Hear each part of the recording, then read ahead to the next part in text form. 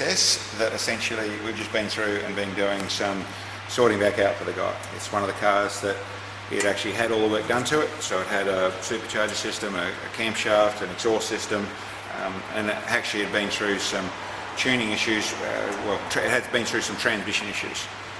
The gearbox had been rebuilt. I think it's been toughened up a little bit, but it was driving terribly. It was all a bit confused, a bit discombobulated, so it wasn't working properly. It wasn't driving properly, it had some issues, so it came down to us to sort out. On our first run and inspection of it, it really was one of the ones that the camshaft wasn't really a camshaft I would recommend. It was one that is a custom camshaft, so I can't tell you exactly the angles, and like a lot of jobs that are done, the customers don't get to find out exactly what their camshaft angles are, but the way it was behaving was a little bit large, but largely its LSA, its lobe separations would have been a little close together, which meant it was blowing a little bit of exhaust out a bit of boost out the exhaust. But it all just wasn't working really nicely.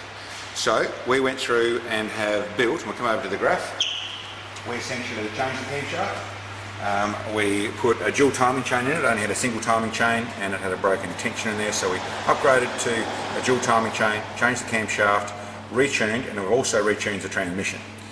Here's essentially where it was. Now keep in mind it was a bigger camshaft, and you can see out of this yellow power graph that is the initial power. The bigger camshaft hurt the power down the bottom, but it also, you can watch here, right up at the top end of the rev range, that's 7,000 revs, right up the top there, and you can see the power graph is still, right up here, the power graph is still heading up, which means this camshaft was probably going to have peak power at 7,200 or 7,300 RPM, so not really suited to a standard 6 litre. As you can see, the camshaft that we got in here, this is the 2 runs you just saw. Really suited it out. It's really followed the line. It starts from a little bit higher place, and you can see it's starting to roll in around about here. One of the things that's going on there is that we haven't done any upgrades to belt system. The belt system, it has got a slightly smaller pulley on it, so it's running essentially out of the pulley. We only saw 0.8 of a pound of boost, just under a pound of boost, but out of the cam change we saw just over a pound of boost, which is saying that essentially a smaller camshaft, but also it's not wasting any of its boost. But you can see the drive system up here on a reasonably warm run, but the belt's still a little bit cold or hasn't been slipped, hasn't been really warmed up. On the first run there you see it actually slipped a little bit.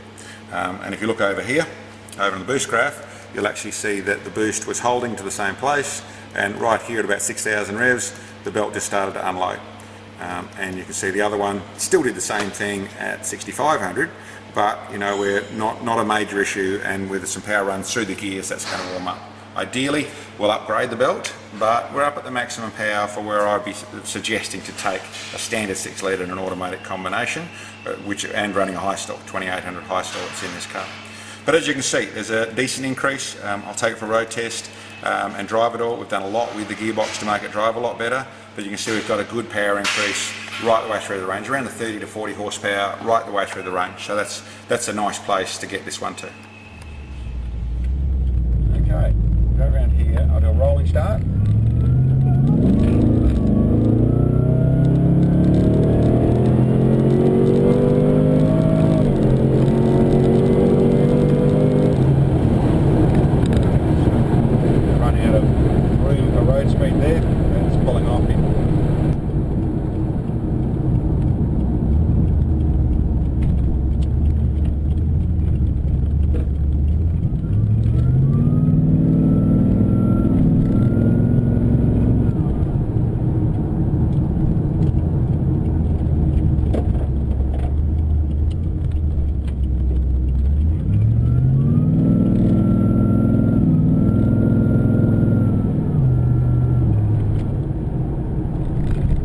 So it really does drive and handle like a car that is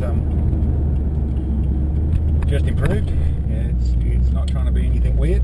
They drive really well, and it's come together as a nice combination out of something that was not shifting gears, not driving properly. We've been through, done the camshaft change, we've done a fuel system update, I don't know if I mentioned that before, and we've done a full recalibration on both the engine and the transmission, and really turned this into something nice to drive. Owner should be really happy with it. All right, thanks for coming to